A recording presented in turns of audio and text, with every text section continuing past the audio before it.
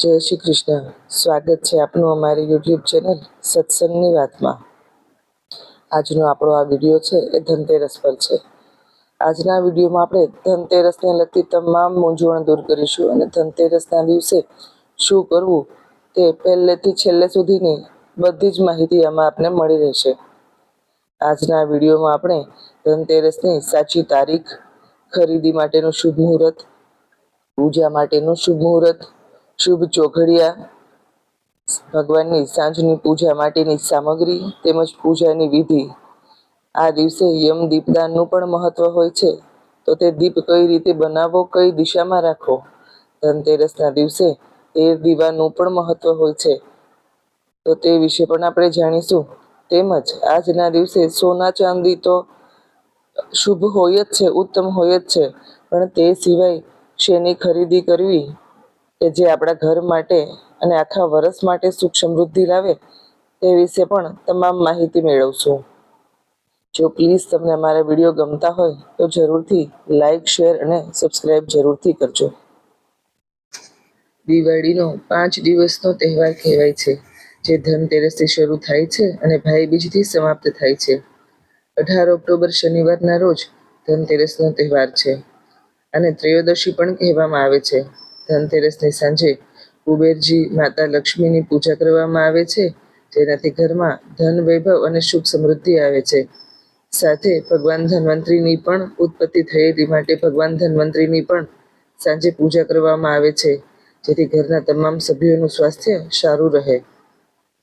આ સંવત તેરસ તિથિનો પ્રારંભ 18 ઓક્ટોબર 2025 બપોરે 12:58 થશે અને સમાપ્તિ 19 ઓક્ટોબર 2025 બપોરે 1:51 રહેશે.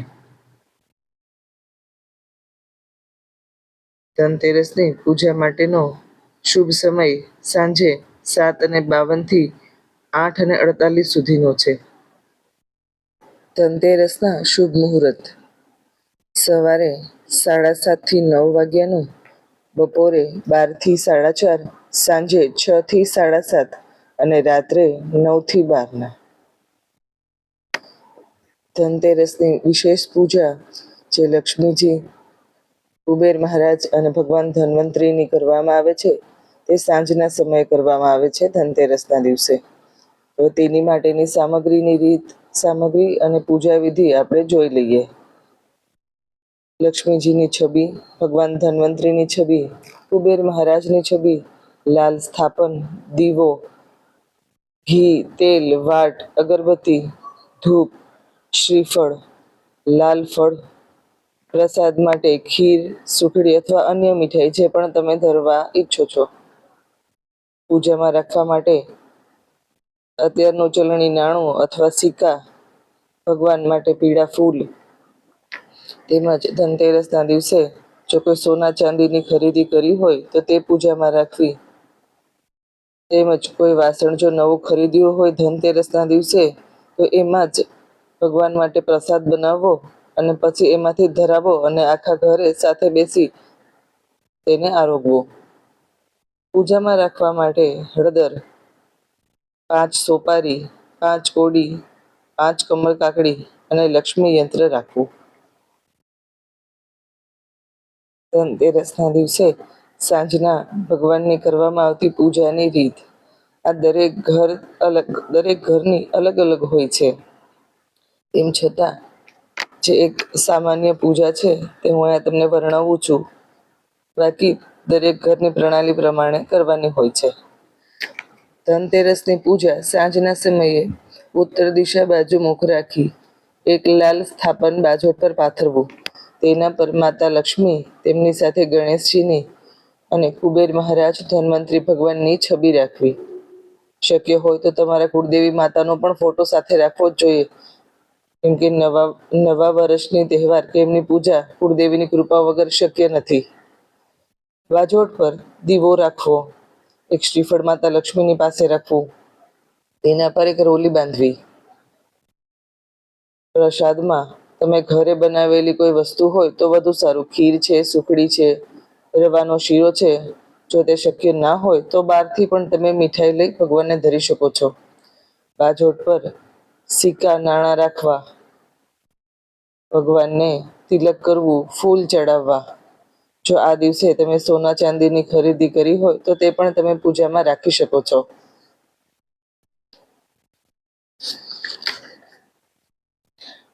પૂજામાં આખી હળદરની ગાંઠ રાખવી, 5 સોપારી, 5 કોડી અને 5 કમળ કાકડી રાખવી અને લક્ષ્મી યંત્ર મૂકવા પૂજા માટે. બધાને તિલક કરી ચોખા ચડાવવા અને ફૂલ ચડાવવા.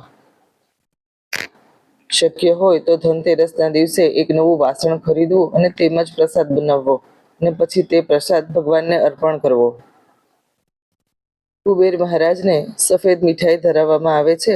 ધન્વંતરી ભગવાનને પીળી મીઠાઈ અર્પણ કરવી. પૂજામાં ઓમ રીમ કુબેરાય નમઃનો 108 વખત જાપ કરવો. ધન્વંતરી ભગવાનને પ્રસન્ન કરવા માટે ધનતેરસના દિવસે ધન્વંતરી સ્ત્રોતનો પાઠ કરવો. માતા લક્ષ્મી માટે શ્રી સુક્તક અથવા તમે કનકધારાનો પાઠ કરી શકો.